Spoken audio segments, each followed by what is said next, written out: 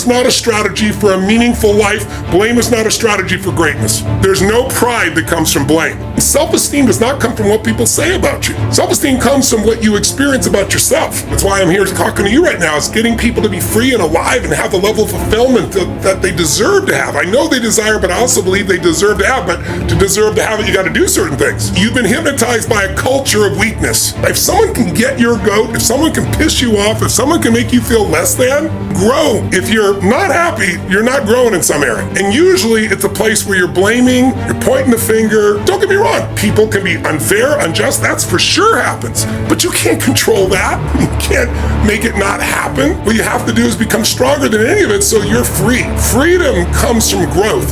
Freedom does not come from control. Now, if you focus on what's missing all the time and what you can't control, you're gonna be depressed. Your depression is not a Zoloft deficiency. It is the fact that you are doing something in your mind that is producing that depression. And if you constantly focus on what's missing and what you can't control, you tend to focus more on things in the past. Choice is a gift, it's always there. You can choose what you focus on, and what you focus on is what you're gonna experience. You can focus on things that make you suffer, you can focus on things that make you grateful. The mindset has to be destroy any limitation and move forward, move forward, move forward. There is a way, move forward. If you don't experience life, you experience the life you focus on. And what you focus on is based on beliefs and values. Whatever you believe, you tend to see that. Progress equals happiness. If you keep growing, you're gonna feel alive. And if you keep growing, you're gonna have more to give. And when you're growing and giving is when life is magnificent. It doesn't matter how many statues, Oscars they give you, or Emmys, or how much money you have in the bank. So it's really an inner game. And I think that's what's missing for us today. Your growth is the only limit to your happiness. Place of being overweight because you lost your job. So stop the bullshit. Blame. Blame is not a strategy for a meaningful life. Blame is not a strategy for greatness. So you got to resolve that, number one. See, someone can tell you your whole life you're a piece of crap, and part of you can go, you're full of it, I'm going to show you. Lots of people have done that. They never bought it. Or someone tell you you're beautiful your whole life, you go, I'm not really beautiful. So what people tell you doesn't matter at all. It's what you stack. It's what you assemble.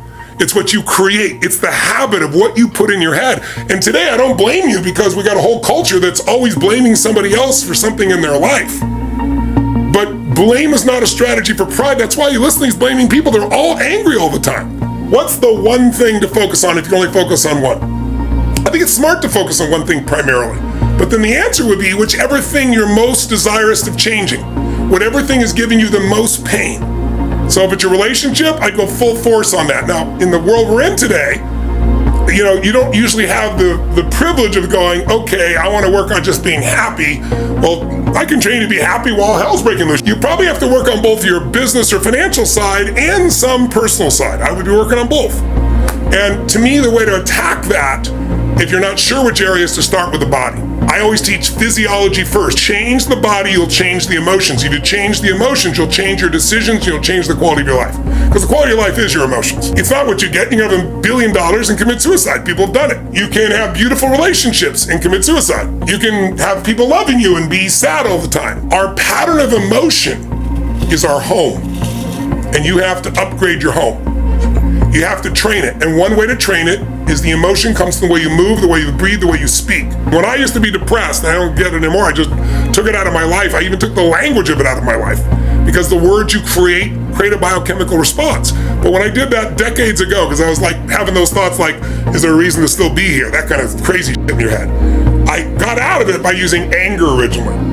I'd much like, sometimes if somebody's really sad or depressed, I'll make them angry. People are like, what's he doing? He's making them angry. Because angry is much more resourceful than depressed. From anger, I can get you to laughter, I can get you to taking action. And then gradually I got where I didn't need anger. It was about growth, it was about contribution, it was about meaning. $1 billion did some of the most interesting studies in the world, and we didn't move one person out of depression. The bottom line is, biochemistry is part of it, but it is related to what we focus on and what we feel. I can change your biochemistry in a heartbeat, close your eyes and have you you imagine one thing, I can disrupt you, produce fear, close your eyes, produce something else. We can produce a parasympathetic effect, a calming effect. So you cannot separate the mind and the body. They're together. And so my approach is both. I believe in physiology first, but it isn't just biochemical.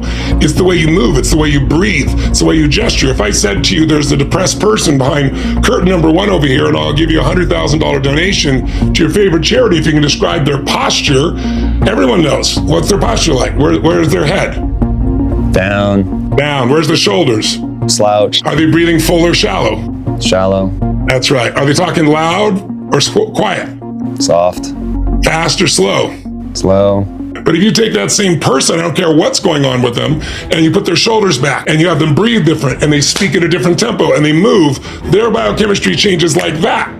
So you got to shift the way the body's being used, but then also you have to create a compelling future. So that's why, I really believe exercise is one of the most important elements, pushing someone beyond their normal comfort zones physiologically, while you simultaneously are working on their head, creating something. So you need strong physiology, you need a really clear focus, because you're only experiencing what you focus on.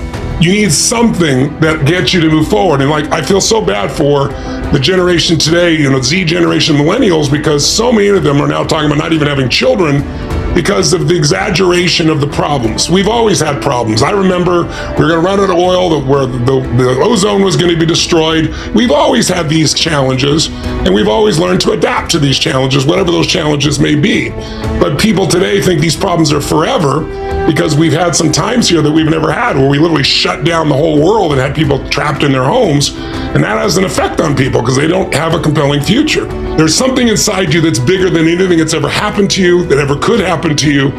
And tapping in and finding that part of yourself is how you get someone to have sustained strength. So they have a reason to do it, a compelling future, something they're going for. And it's got to be a compelling future about more than just getting by. That's not compelling, or surviving, or doing okay.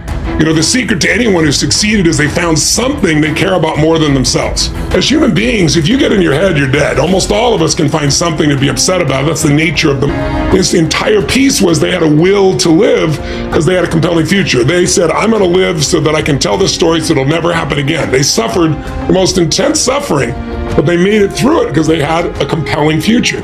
So identity and compelling future are the ultimate things that shape people.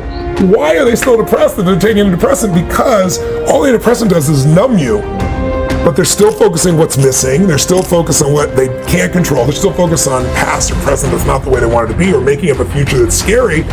Well, you're going to be depressed no matter what unless you take control of those factors. I don't see it as a rationale. I see it as a gift. Choice is a gift. It's always there. You can choose what you focus on, and what you focus on is what you're going to experience. You can focus on things that make you suffer. You can focus on things that make you grateful.